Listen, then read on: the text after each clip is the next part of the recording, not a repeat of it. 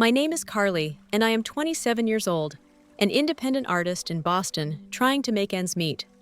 I was finishing a commission at my studio when my phone buzzed. The message from my mom read, "We changed all the locks. You do not have a home anymore. Let us see how brave you are now. Haha." It felt like being punched in the stomach. I could not breathe. For 2 days I struggled with homelessness and betrayal. Then an email arrived from our family lawyer. "We have a problem. Call immediately before I continue with what happened next." Let me know where you are watching from and subscribe if you want to hear more stories about standing up for yourself when everyone else has given up on you. Growing up, I had always been a daddy's girl. My father, James, taught me everything I knew about art and creativity. He would spend hours with me in his small home studio teaching me how to mix colors, how to see the world through an artist's perspective, and most importantly, how to express myself through my work. Those were the happiest memories of my childhood. We would laugh, paint, and talk about everything under the sun. He always believed in me, always told me I had a special gift that needed to be shared with the world. But then cancer took him. When I was 15, it happened so fast. 1 month he was fine, the next he was diagnosed with stage 4 pancreatic cancer, and 3 months later, he was gone. The void he left behind was enormous, and neither my mom nor I knew how to fill it. My mother, Susan, had always been a strong woman. Before my father's death, she was loving, supportive, and had a wonderful sense of humor. She worked as an elementary school teacher and loved her job.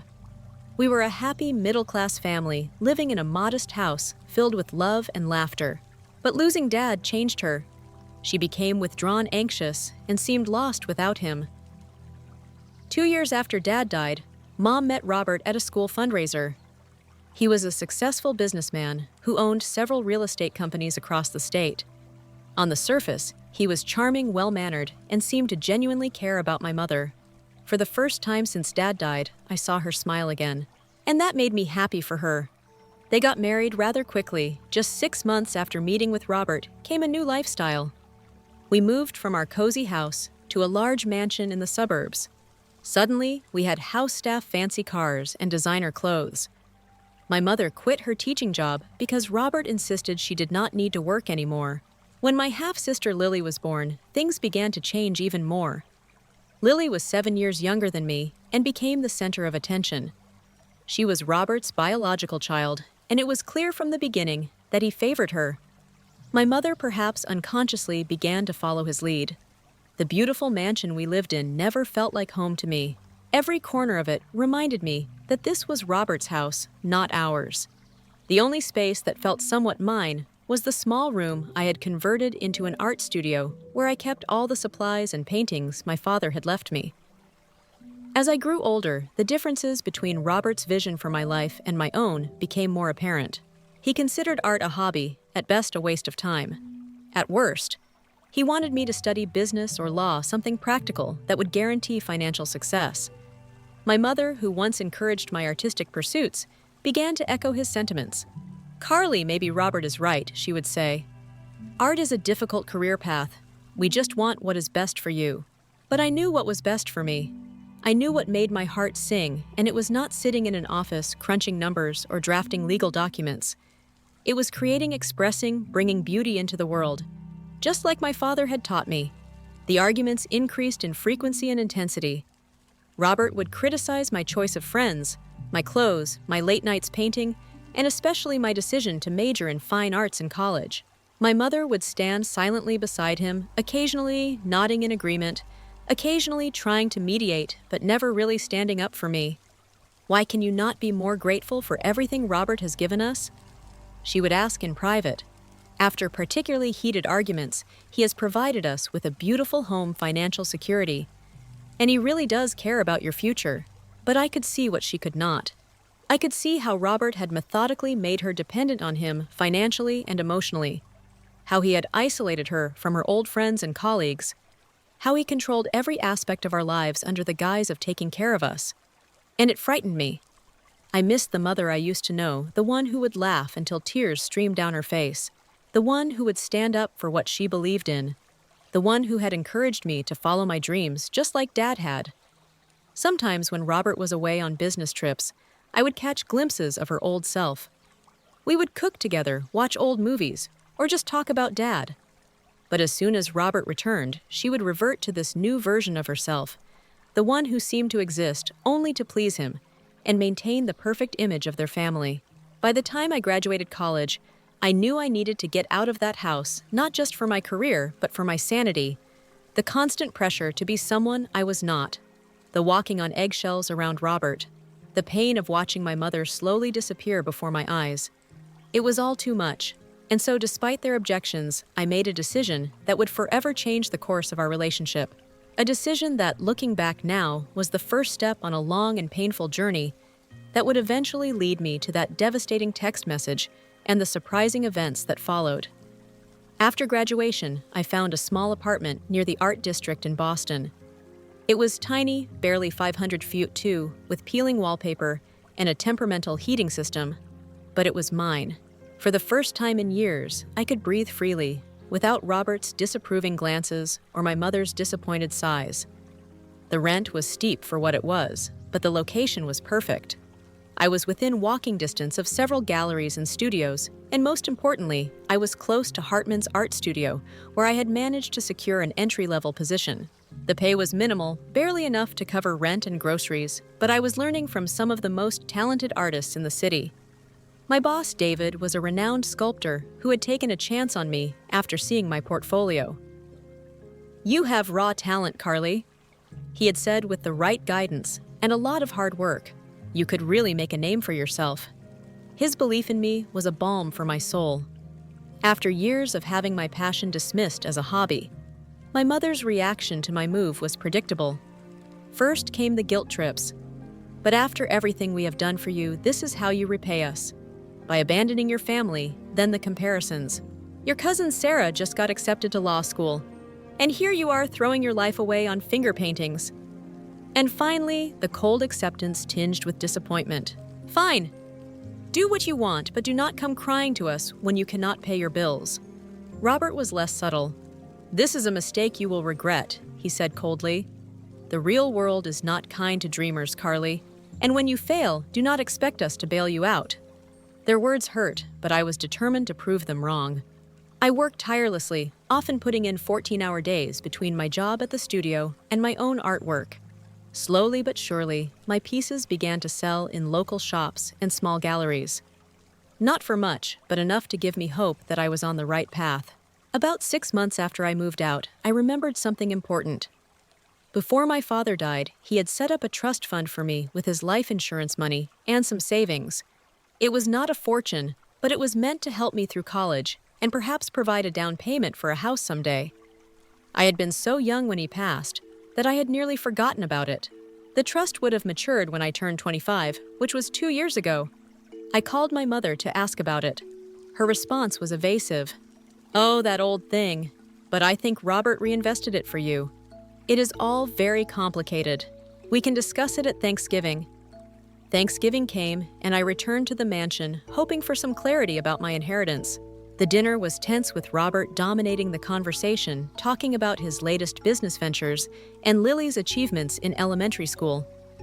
I waited until dessert to bring up the trust fund mom about Dad's trust fund for me. I began carefully. "I was wondering if I could access it now. I'm thinking of buying a small condo instead of renting, and that money would really help with the down payment." The silence that followed was deafening. My mother looked at Robert, who put down his fork with deliberate slowness. "That money is gone, Carly," he said bluntly. "What do you mean, gone?" I asked. My heart beginning to race. "We needed it for some investment." My mother jumped in her voice, high and nervous for the family, for Lily's future. I could not believe what I was hearing. "That was my inheritance from Dad. How could you use it without even telling me you were a minor when the decisions were made?" Robert said coldly. "Your mother had legal authority to manage those funds as she saw fit. But I have not been a minor for years, and the trust matured. When I turned 25, that money was legally mine." My mother looked uncomfortable, but stood her ground. "Robert is much better with finances than your father ever was. He made the decision with my full support. It was for the best, Carly." I was stunned not just by the loss of the money, which was significant, but by the realization that my mother had completely changed. The woman who sat across from me was not the mother I remembered. She was someone else entirely. Someone who would take what my father had lovingly set aside for me and give it away without a second thought. "I cannot believe you would do this to me," I said, tears welling in my eyes. "Dad wanted that money for me, for my future. Your father had unrealistic expectations," Robert interjected.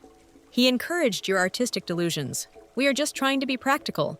That was the last straw. My artistic delusions were something my father believed in, something he valued. Unlike you, he saw more to life than just money and status. I left that night and did not speak to them for months. The loss of the trust fund meant I had to work even harder to make ends meet. I took on freelance graphic design projects, taught evening art classes at the community center, and picked up weekend shifts at a local coffee shop. My dream of buying my own place was postponed indefinitely. Life became a constant struggle to stay afloat financially while still pursuing my passion. There were nights when I would sit in my tiny apartment, exhausted from working 3 jobs, and wonder if Robert had been right. Maybe I was being naive. Maybe I should have chosen a more practical path. But then I would look at my paintings, at the pieces I had created from my heart and soul, and I would remember my father's words. "Art is not just what you do, Carly. It is who you are." And I would find the strength to keep going. Little did I know that the worst betrayal was yet to come, and that my discovery of what really happened to my father's company would set in motion a chain of events that would change all our lives forever.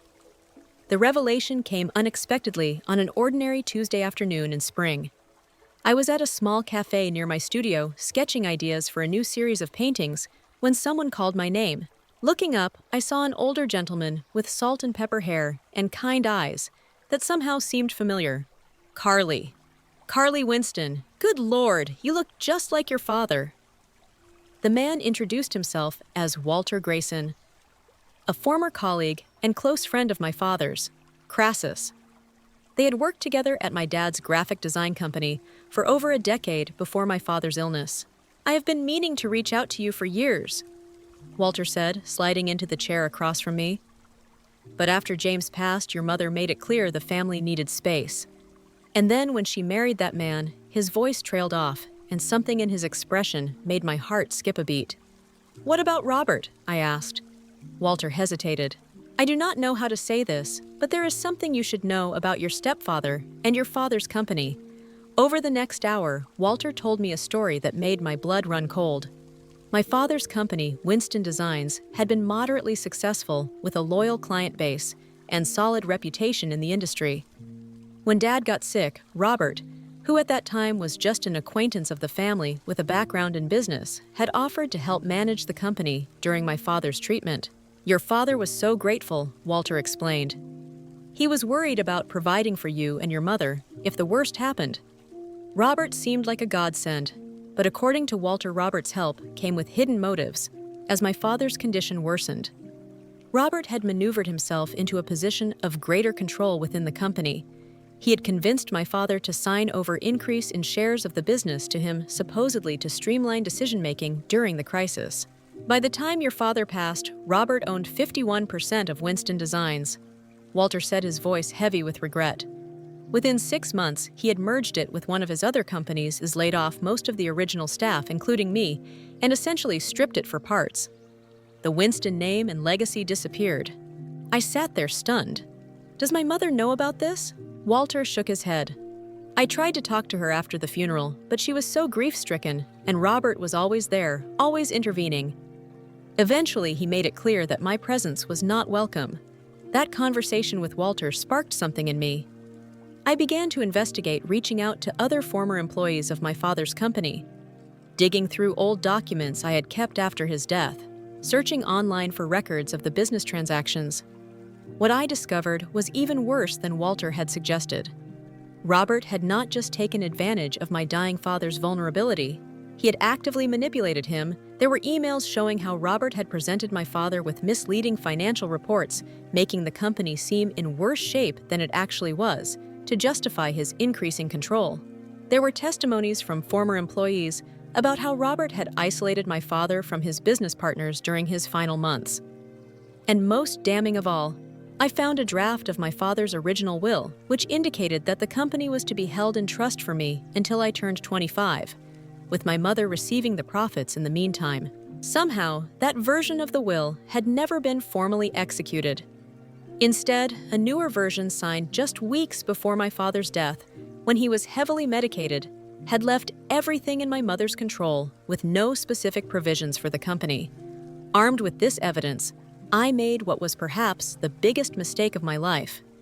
I decided to confront my mother and Robert directly. I arrived at their mansion unannounced one evening, my car trunk filled with documents, and my heart pounding with righteous anger. Robert was surprised to see me, but maintained his usual facade of polite disinterest. My mother seemed genuinely happy for my visit, which only made what I was about to do more painful. "I know what you did," I said, once we were all seated in their opulent living room. "I know how you stole Dad's company, how you manipulated him when he was sick and vulnerable." Robert's face hardened, but he did not speak. My mother looked confused. "Carly, what are you talking about? Robert helped us during the worst time of our lives." "No, Mom. He used that time to take everything Dad built, everything that should have been ours. Yours and mine." I pulled out the documents, laying them on the coffee table one by one. "Look at these. Look at what he did." As my mother reluctantly began to examine the evidence, Robert stood up. "This is ridiculous. You are delusional, Carly. Always have been living in some fantasy world where your father was some kind of saint. And I am the villain. These are your emails, Robert. Your signature on these documents. Your name on the incorporation papers that dissolved Dad's company and absorbed it into your conglomerate." My mother's face had gone pale. "Robert, is this true?" For a moment, I thought I had gotten through to her. I thought she would finally see Robert for who he really was. But then he placed his hand on her shoulder, and I watched as she physically leaned into his touch, drawing strength from him. "Susan, your daughter has always resented me. She has always been jealous of our happiness, of the life we have built together. Now she is trying to drive a wedge between us with these fabrications. They are not fabrications." I shouted, my composure finally breaking. Walter confirmed everything. So did half a dozen other people who worked with Dad. "You took advantage of him when he was dying. And you have been taking advantage of Mom ever since Walter Grayson." My mother's voice was sharp. "That man was always jealous of your father's success. And now he is filling your head with lies because he is jealous of Robert too." I could not believe what I was hearing. "Mom, please just look at the evidence. Talk to these people yourself. If you do not believe me, I think you should leave," Robert said, his voice dangerously quiet, "and take your accusations with you. If you persist with this slander, I will have no choice but to take legal action. Legal action against your own stepdaughter." I was incredulous. "You are no daughter of mine," he replied coldly. "And from the way you are behaving, I am not sure you are much of a daughter to your mother either." I looked at my mother, waiting for her to defend me, to say something. Anything that would indicate she was still the woman who had raised me. Instead, she stood up and moved to Robert's side. "I think it would be best if you left Carly," she said, her voice barely above a whisper. "You have upset Robert. You have upset me. I do not know why you are doing this, but it needs to stop. Mom, he is manipulating you just like he manipulated Dad. Can you not see that enough?" She shouted suddenly, finding her voice. "Just go. Go back to your little apartment and your little art projects and leave us alone." I left that night with tears streaming down my face, my mother's words ringing in my ears, but I was not ready to give up. I spent the next few weeks compiling more evidence, reaching out to more of my father's former colleagues, and even consulting with a lawyer about the possibility of challenging the will or bringing some kind of fraud case against Robert. The lawyer was not optimistic. "Too much time has passed," he explained, "and without your mother's cooperation, it would be very difficult to prove anything. The statute of limitations has expired on most of these transactions." I was about to leave his office when he asked, "Does your stepfather know you are looking into this?" "Yes," I admitted. I confronted him and my mother about it. The lawyer frowned. "Be careful. Men like that who are used to getting their way can be dangerous when they feel threatened." I should have taken his warning more seriously. 3 days later, I returned to my apartment after a long day at the studio to find my door ajar. Inside, the place had been ransacked. My laptop was gone along with all my external hard drives and the physical documents I had collected about my father's company. Even my sketchbooks had been taken. I called the police, but without any signs of forced entry. They suggested it was likely someone I knew. They took a report, but did not seem hopeful about recovering my belongings. I knew who was behind it. Robert had sent someone to destroy my evidence, but proving it was impossible. I called my mother desperate and scared. Someone broke into my apartment. "Mom, they took everything, all my work, all my documents about Dad's company." It had to be Robert.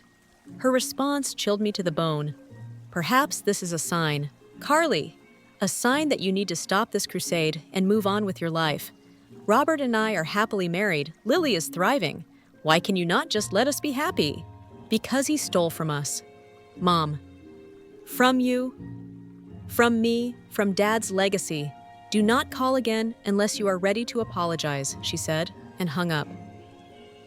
That night was the lowest point of my life. I felt completely alone, betrayed by the one person who should have been on my side no matter what. I had no evidence, no allies, except for a few of my father's old colleagues who were themselves afraid of Robert's influence, and no clear path forward. I slept in my car that night, too afraid to stay in my apartment the next morning, exhausted and heartbroken.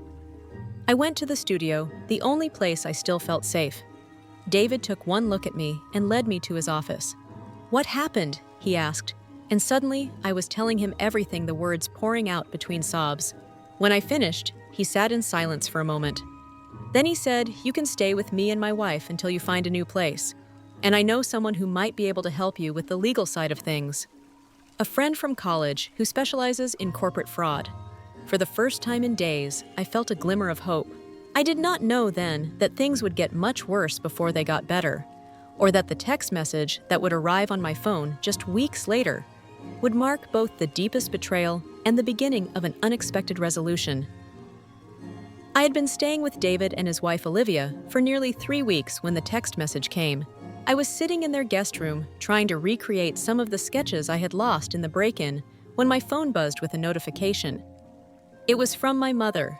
"We changed all the locks. You do not have a home anymore. Let us see how brave you are now. Ha ha."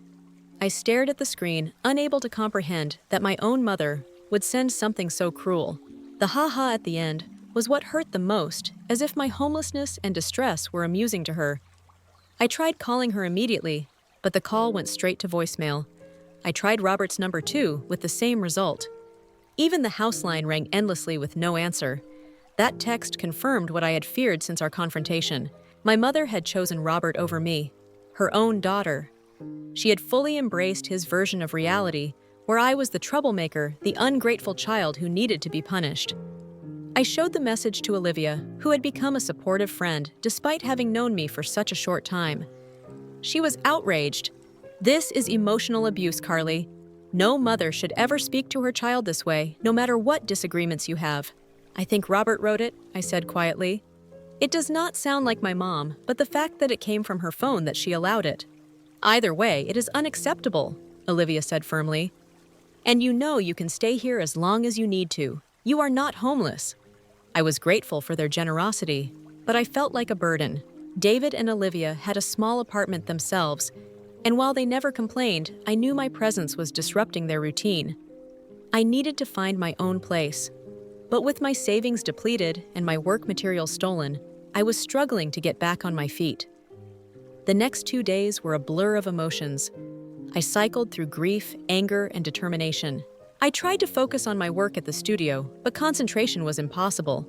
I kept checking my phone, hoping for another message from my mother. Perhaps an apology or explanation, but there was nothing. Then, exactly 48 hours after the text, an email arrived from an address. I recognized Harold Brown, the family lawyer who had handled my father's estate. The subject line was ominous, urgent. "We have a problem. Call immediately." My first instinct was to delete it. This had to be another trap, another way for Robert to manipulate me or gather information about what I was planning. But curiosity got the better of me. I opened out the email. "Carly, I need to speak with you as soon as possible, regarding a matter of extreme urgency concerning your mother and stepfather." Please call my office or my cell phone number below at your earliest convenience. This is not something that should be discussed via email. Harold Brown. I showed it to David, who had become my de facto advisor in this mess. He frowned. It could be legitimate. Harold Brown has been your family's lawyer since your father was alive, right? He has his own practice separate from Robert's business interests. Yes, I confirmed. Dad trusted him. He handled all our family matters. But that was years ago, before Robert took over everything. I think you should call, but be cautious. Do not reveal any information about where you are staying or what you plan to do. And use my phone, not yours, in case they are trying to track your location. With shaking hands, I dialed the number from David's phone. Harold answered on the second ring. Harold Brown speaking. Mr. Brown, it is Carly Winston. There was an audible sigh of relief. Carly, thank goodness. I've been trying to reach you for days. I got your email.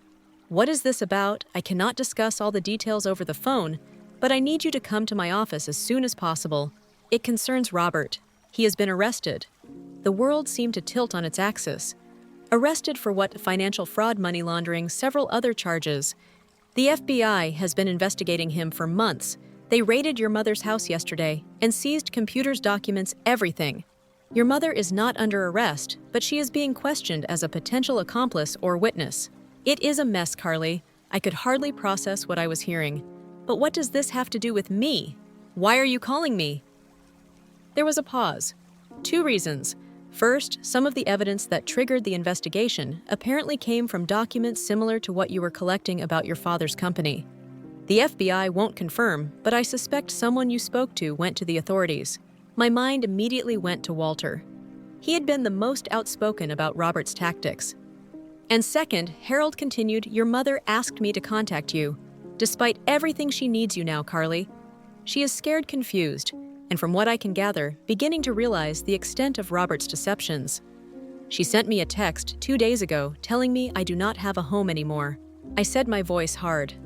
She chose him over me repeatedly. Why should I help her now? That text was not from your mother, Harold said quietly. It was from Robert. He took her phone and sent it without her knowledge.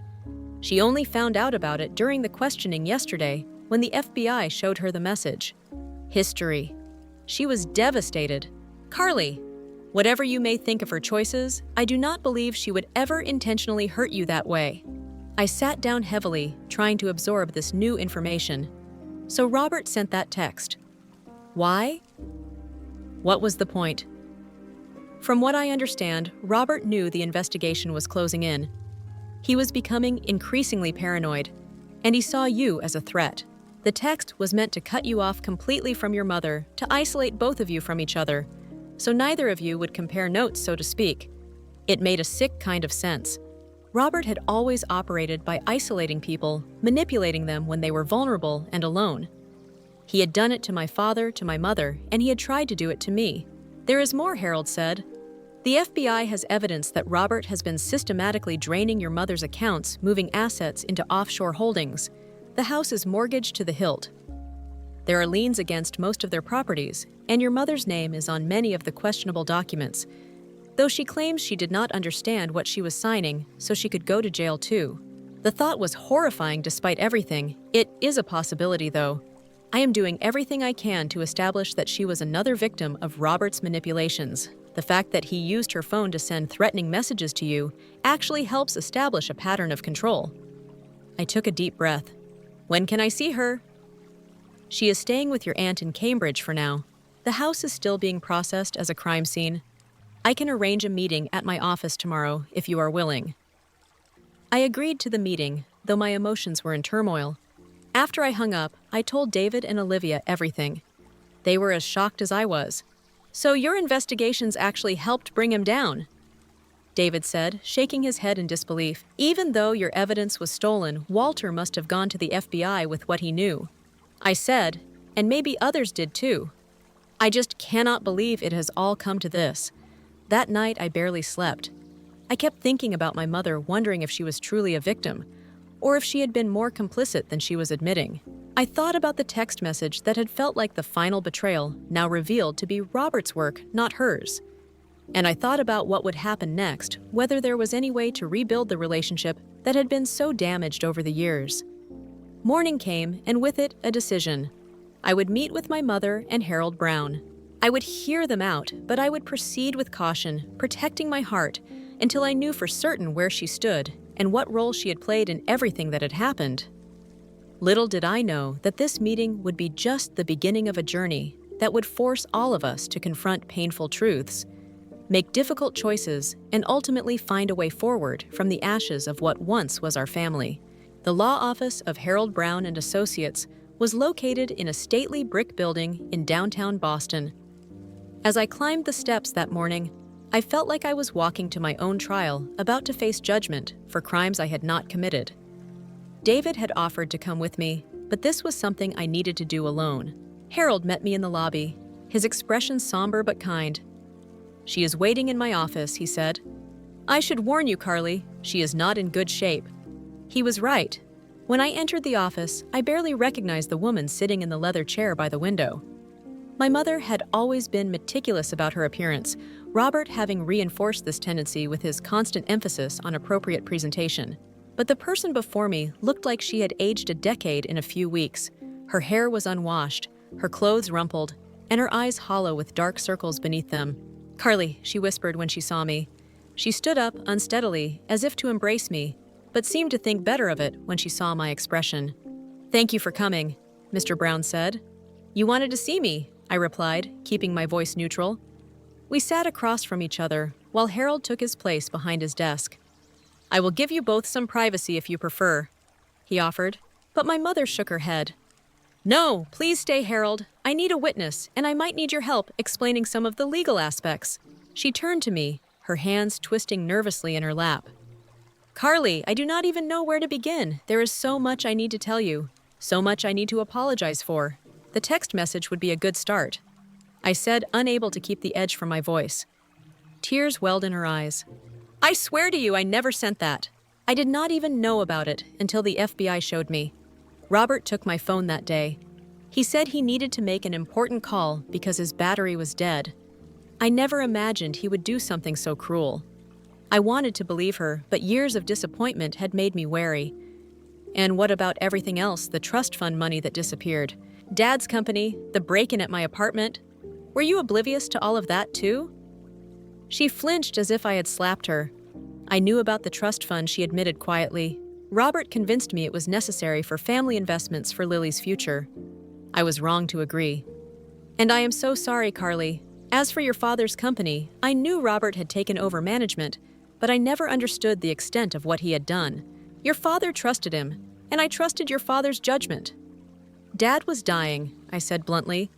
"He was in pain on heavy medication. He was not in a position to make sound business decisions, and Robert took advantage of that." "I see that now," she whispered. "But at the time, I was so overwhelmed with grief, with trying to take care of you, with managing your father's medical care. Robert seemed like a godsend. He handled everything, made all the decisions, took all the burden off my shoulders." Harold cleared his throat. "If I may interject, Carly, there is evidence that Robert was administering higher doses of pain medication to your father than prescribed, particularly before meetings where important documents were signed. The FBI found records of this in their investigation. I felt sick, so he was deliberately keeping Dad sedated to manipulate him." Harold nodded grimly. "It appears so." My mother let out a choked sob. "I did not know. I should have been paying more attention, should have questioned things. But I was so broken after losing James, and Robert was so confident, so reassuring. He said all the right things, made me feel safe. When everything was falling apart, and the break-in at my apartment, I pressed. I swear I knew nothing about that," she said, meeting my eyes directly for the first time. "When you called me afterward, Robert was right there listening to every word. He told me you were making it up for attention, that you were becoming paranoid, and needed professional help. I was torn, Carly. Part of me wanted to believe you, but Robert had spent years convincing me that your artistic temperament made you unstable, prone to exaggeration and drama. So you chose to believe him over your own daughter," I said flatly. "Yes," she admitted, hanging her head. "And there is no excuse for that. None." We sat in silence for a moment. I was trying to process everything, to separate truth from manipulation, to figure out where my mother ended and Robert's influence began. What happens now? I finally asked, directing the question to Harold. Robert will remain in custody pending trial. The evidence against him is substantial, and the prosecution believes he is a flight risk given the offshore accounts that have been discovered. As for your mother, he glanced at her. We are cooperating fully with the investigation. We are hoping to establish that she was another victim of Robert's fraud, not an accomplice. And Lily? I asked suddenly, remembering my half-sister. She is with me at your aunt's house, my mother said. She is confused and frightened. She keeps asking when Daddy is coming home. Her voice broke. I do not know what to tell her. Despite everything, I felt a pang of sympathy. Lily was an innocent in all this. She was only 7 years old, the same age I had been, when my parents were still happily married, when life was simple and safe. What do you need from me? I asked, still not ready to offer forgiveness, but willing to listen. Legally speaking, Harold answered your testimony about Robert's actions regarding your father's company, and the trust fund could be valuable to both the prosecution's case against Robert and our defense of your mother. But that is entirely your decision, Carly. No one would blame you for wanting to keep your distance from this whole mess. My mother looked at me pleadingly. I know I have no right to ask anything of you, Carly. I failed you as a mother. I let my grief and my weakness lead me to trust the wrong person to allow him to come between us. If you want nothing to do with me after this, I will understand. But please know that I love you. I have always loved you, even when I was too weak to show it properly. I sat there, torn between years of hurt and the undeniable evidence of my mother's own victimization. I thought about what my father would want me to do in this situation. He had always taught me about compassion, about understanding that people make mistakes, especially when they are in pain. But he had also taught me about self-respect, about not allowing yourself to be mistreated repeatedly, about standing up for what is right, even when it is difficult. I made my decision. I will testify, I said. Not for you, I added, looking at my mother, but for Dad, for what Robert did to him when he was vulnerable and dying for the company he built that was supposed to be part of his legacy to me. Relief washed over her face. Thank you, Carly, but I continued. I need time. I cannot just pretend the last few years never happened. I cannot instantly trust you again after everything that has occurred. She nodded, wiping away tears. I understand. I will wait however long it takes. Over the next few weeks, I was drawn deeper into the legal proceedings against Robert. I met with FBI agents, prosecutors, and financial forensic experts. I shared everything I knew about my father's company, the trust fund, and Robert's pattern of manipulation and control. During one of these meetings, an FBI agent named Diana Carter pulled me aside. You know, your information was the missing piece we needed, she told me. We had been tracking Robert's financial irregularities for years, but we could never quite establish the pattern of fraudulent behavior beyond a reasonable doubt. Your story about what happened to your father's company, combined with the evidence provided by Walter Grayson and others, gave us the historical context we needed. So Walter did go to the authorities. I said, not entirely surprised. Diana nodded. After your confrontation with Robert, Walter became concerned for your safety. He had witnessed Robert's ruthlessness firsthand and feared he might take extreme measures to silence you. Walter had been reluctant to come forward earlier because of threats Robert had made against his family, but your courage inspired him to finally speak up. I felt a complex mix of emotions, vindication, that my suspicions about Robert had been correct all along, gratitude toward Walter for his eventual bravery, and a strange sort of peace, knowing that my father's story would finally be told and that Robert would face consequences for his actions. As the case progressed, more details emerged about the extent of Robert's criminal activities. He had not just defrauded my father and manipulated my mother. He had engaged in a widespread pattern of financial misconduct that affected dozens of people and companies. The charges against him multiplied wire fraud, mail fraud, money laundering, tax evasion, and even evidence tampering related to the break-in at my apartment. Through it all, I maintained a cautious distance from my mother. We spoke regularly now, usually about practical matters related to the case, but occasionally venturing into more personal territory. She told me about her journey into therapy, about her struggles to understand how she had allowed herself to be so thoroughly manipulated by Robert. The therapist says it was a form of coercive control, she explained during one of our conversations. Robert isolated me. made me financially dependent on him, gradually eroded my self-confidence, and separated me from anyone who might have helped me see what was happening, including you, Carly. I could see the truth in this.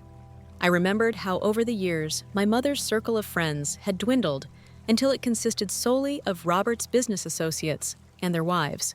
How she had given up her teaching career, her hobbies, her independence. How her vibrant personality had been subdued, molded to fit Robert's expectations. Still understanding did not immediately heal the wounds of the past. Trust would have to be rebuilt slowly, one small interaction at a time.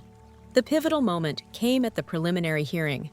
I had been called to testify about my father's company and the circumstances surrounding the changes to his will. As I entered the courtroom, I saw Robert for the first time since his arrest. He sat at the defense table, impeccably dressed as always, but without the aura of power and control that had once surrounded him. When he saw me, his eyes narrowed with undisguised hatred.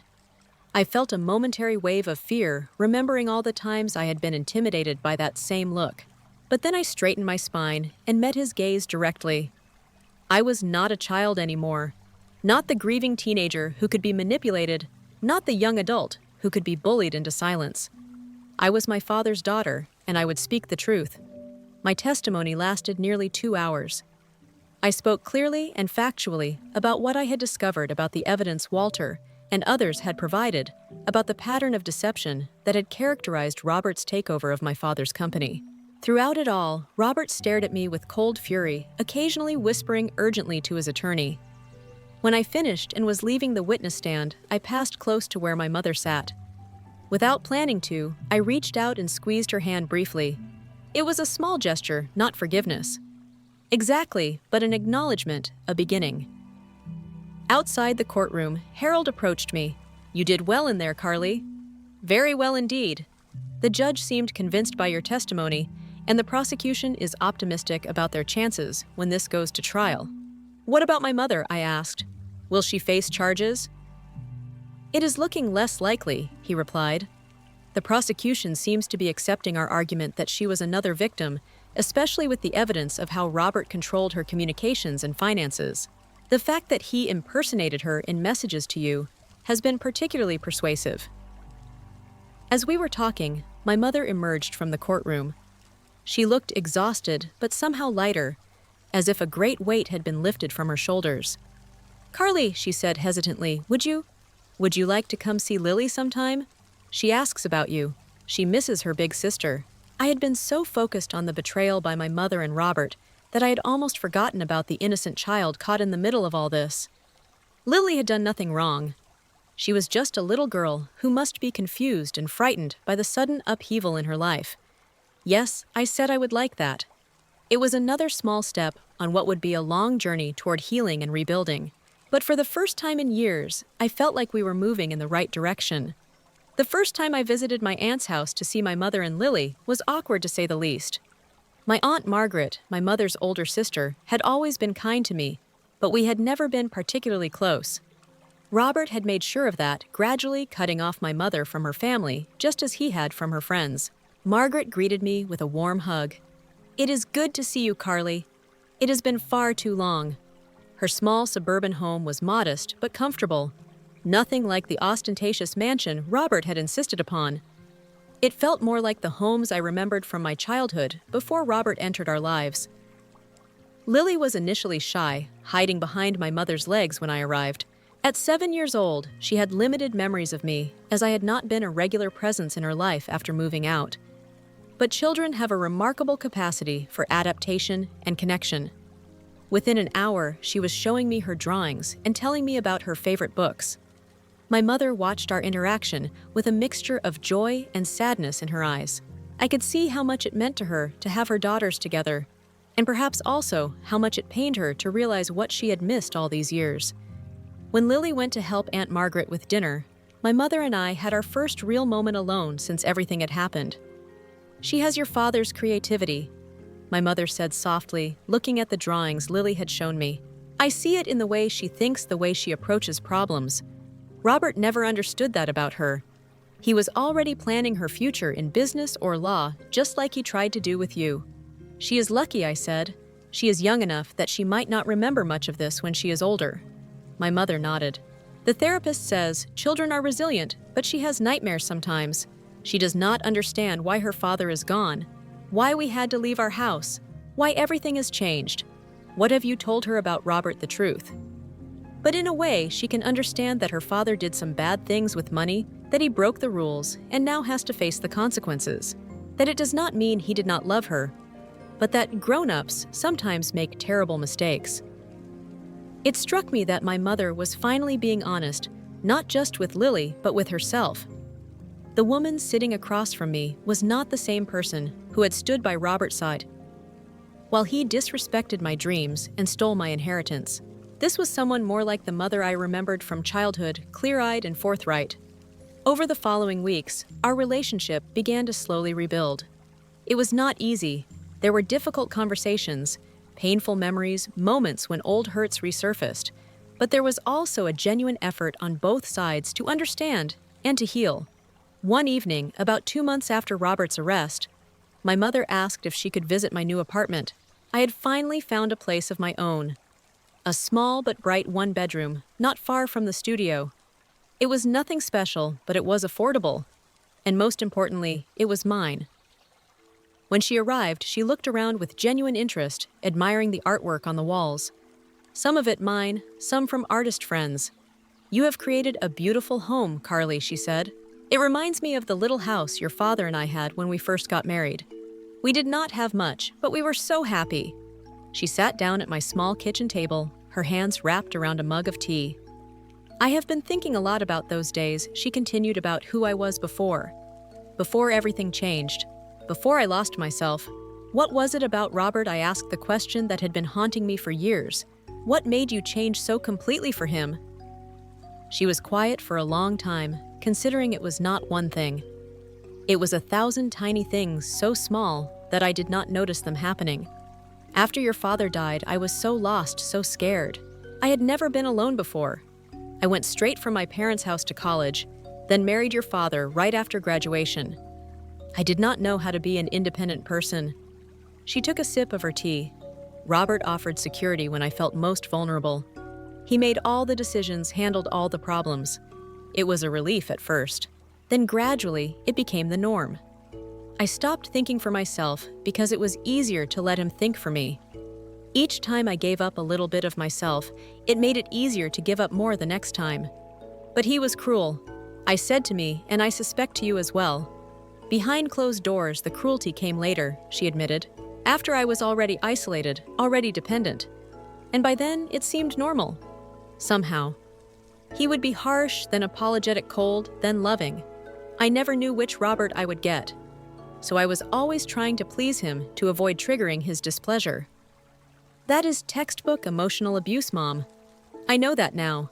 My therapist has helped me understand the patterns, the control, the isolation, the manipulation. But when you are in it, Carly, you cannot see it clearly. It is like being in a fog where everything is distorted. I thought about that fog, how it had descended over our family, gradually, how it had changed all of us. I tried to tell you, I said quietly, about what he was doing to Dad's company, about the trust fund, about the kind of person he really was.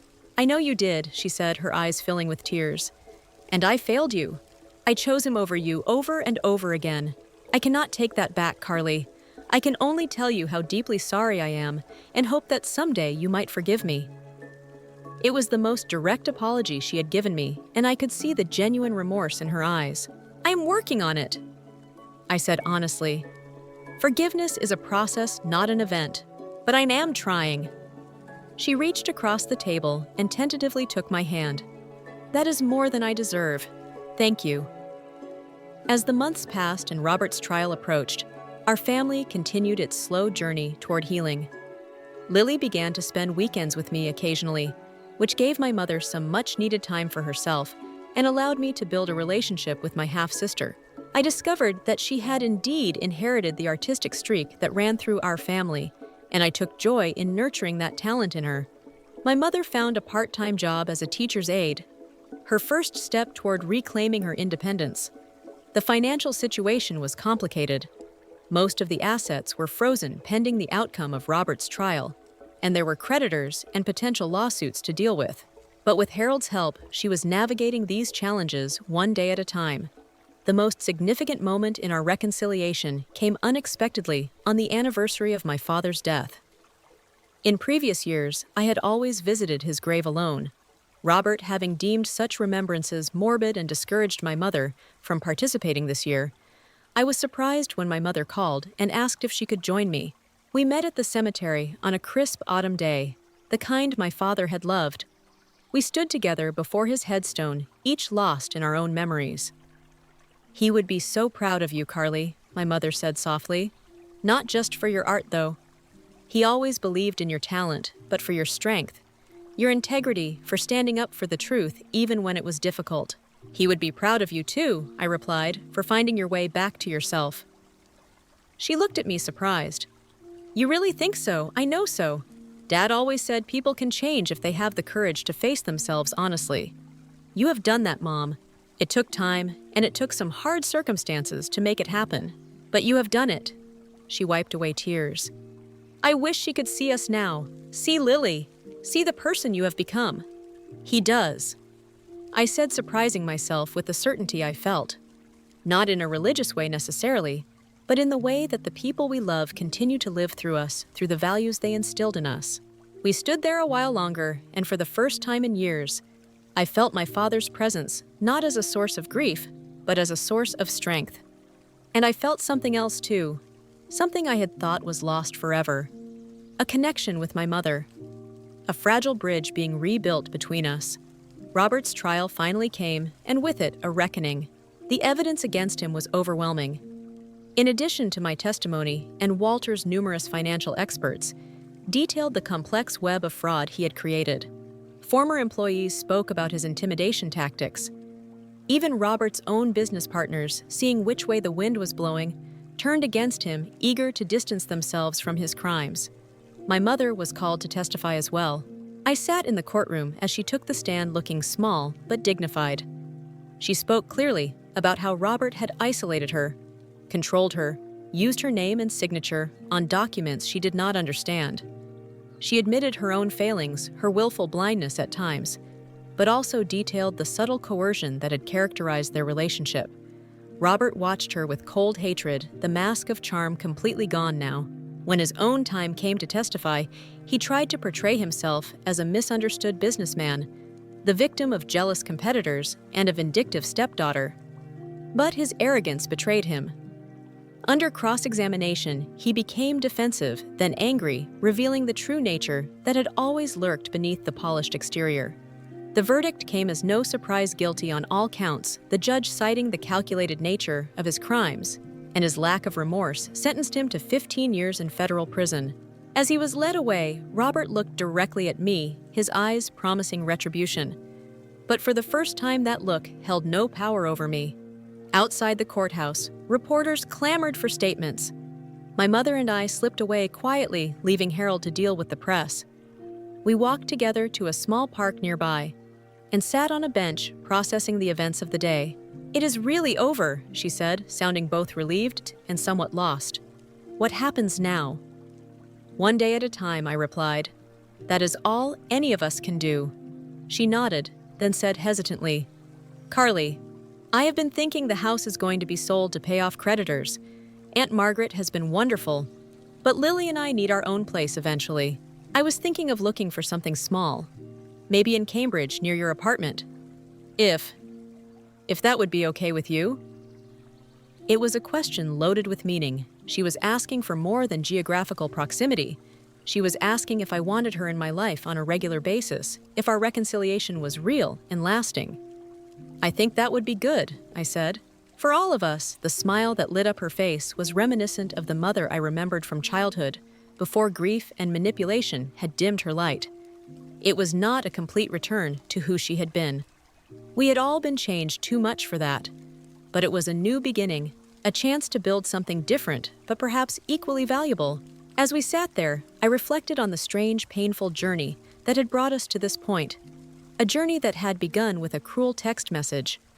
A message that had seemed like the final betrayal, but had actually been the catalyst for truth and eventual healing. 1 year after Robert's conviction, I stood in the center of a small art gallery in downtown Boston, surrounded by my work. It was my first solo exhibition, a collection of paintings that chronicled my journey from betrayal to healing. The series was titled Reconstructions, each piece representing a moment of breaking down and building back up. David, my mentor and friend, had helped me secure the space through his connections in the art community. He moved through the crowded room, now proudly introducing me to collectors and critics. Olivia was there too, manning the guest book and making sure everything ran smoothly. "Your work is powerful," an older gentleman told me, studying a particularly emotional piece that depicted a house with walls made of shattered glass. "There is pain here, but also tremendous strength." "Thank you," I replied. "It is autobiographical in a sense. Art has always been my way of processing life." As I turned away from the conversation, I saw them enter my mother and Lily. They had promised to come, but I had been so busy greeting guests that I had not noticed their arrival. My mother looked elegant in a simple blue dress, so different from the designer outfits Robert had once insisted she wear. Lily, now 8 years old, bounced excitedly beside her, her eyes wide as she took in the gallery filled with her big sister's artwork. They made their way toward me, navigating through the crowd. "Carly, this is amazing!" Lily exclaimed, hugging me impulsively. "Everyone is looking at your paintings." I laughed, returning her hug. "What do you think of them? Do you have a favorite?" She nodded vigorously and pointed to a canvas on the far wall, one of the more hopeful pieces in the collection. It showed 2 female figures of different heights walking hand in hand toward a sunrise. "That one." "It is us, right? You and me and Mom." "It is I," confirmed, touched that she had recognized the symbolism. My mother stepped forward, then embracing me with the warmth that had once been so natural between us and was gradually returning. "I am so proud of you, Carly," she whispered. "Your father would be too." The past year had been one of rebuilding not just relationships, but lives. My mother and Lily had indeed moved to Cambridge into a modest apartment not far from mine. My mother had returned to teaching full-time, rediscovering the passion for education that had once defined her. Lily was thriving in her new school, making friends and developing her own artistic talents. The legal and financial aftermath of Robert's crimes had been messy and complicated. Most of the assets had been seized or sold to repay those he had defrauded. My mother had declared bankruptcy, a process that was humiliating but ultimately liberating. She was starting over from scratch financially, but doing so honestly and independently. As for me, I had continued to work at Hartman's studio, but with increasing recognition for my own art. This exhibition was a major milestone, a statement that I was no longer just an assistant, but an artist in my own right. The paintings were selling well, a validation of both my talent and the universal themes of resilience and renewal that informed my work. Most importantly, the psychological wounds had begun to heal. My mother and I had continued our individual therapy sessions and occasionally attended family therapy together. We had learned to communicate honestly, to address issues directly rather than letting resentments fester. We had learned to set boundaries and respect them. My relationship with Lily had blossomed into a genuine bond of sisterly affection. I saw in her aspects of myself at that age, the creativity, the sensitivity, the openness to experience. But she was growing up in a healthier environment than I had after my father's death, with a mother who was present and attentive, who encouraged her authentic self, rather than trying to mold her into someone else's expectations. Robert remained in prison, his appeals having been denied.